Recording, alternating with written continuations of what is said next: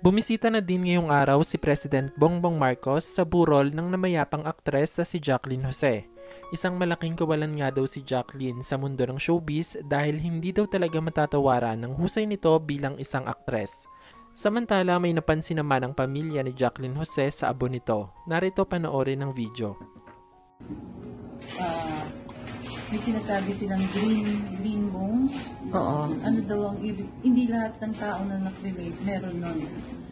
So, very rare na nakita si Jane meron. Ang ibig sabihin daw nun ay good heart. Good heart talaga siya. Good heart. Totoo And naman it's Jackie also. Kung makakuha yung mga family, Yeah. So, talagang imagine It's a mo talagang siya has a beautiful heart. Nakakaiyak, pero it's nobody has that maraming Mabait. hindi Basta basta wala nakakakuha ng ganun sa Yeah. kaya ang swerte-swerte mo dyan. Pero ano lang ang gusto ko lang tanong sa'yo.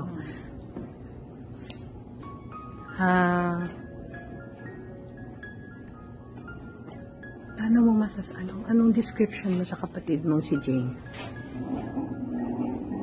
Si Jane mapagmahal.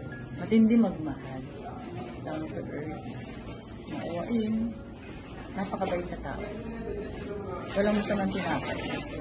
Yung mga maliliit, mas mahal niya yung mga crew, staff, mga ayaw niya yung mga pasosyal.